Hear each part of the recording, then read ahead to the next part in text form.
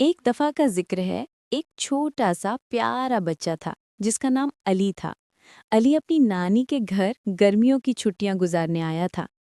नानी का घर एक खूबसूरत बाग वाला घर था जहां अली रोज खेलता, दौड़ता, हंसता और नानी के साथ मजे मजे की बातें करता। एक दिन अली सहन में गेंद से खेल रहा था।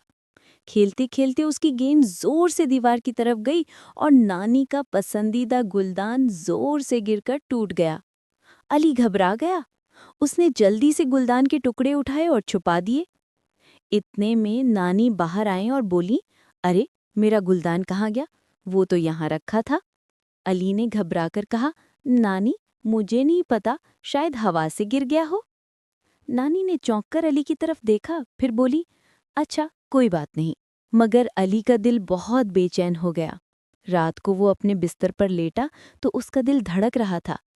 आंखों में नींद नहीं थी। वो बार बार सोच रहा था कि उसने झूठ बोला और नानी को धोखा दिया। इतने में कमरे में एक चमकती रोशनी आई।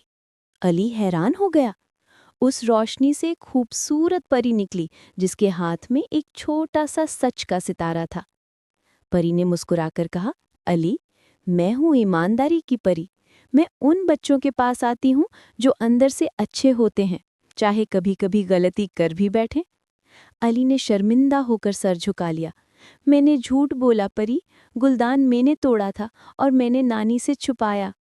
परी ने नरमी से कहा, लेकिन तुम्हारे दिल ने सच सुनाया, तभी तो मैं यहाँ आई हूँ। अभी भी वक्त है, जाकर नानी को सब कुछ बता दो।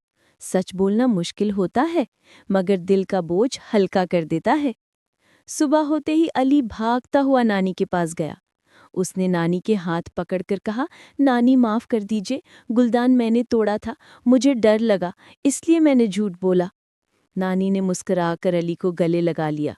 मेरे बच्चे, मुझे खुशी है कि तुमने सच बोला। जो बच्चे सच बोलते हैं वो सबके दिल में जगह बना लेते हैं। इसी दिन से अली ने सच बोलने की आदत अपना ली। उसका दिल हल्का रहता और वो और नानी और भी करीब हो गए। तो बच्चों, याद रखो, सच बोलना हमेशा अच्छा होता है, चाहे गलती कितनी भी बड़ी हो। सच दिल को साफ करता है और सच बोलने वाले सबके प्यारे होते हैं। सच बोलना बहादुरी है,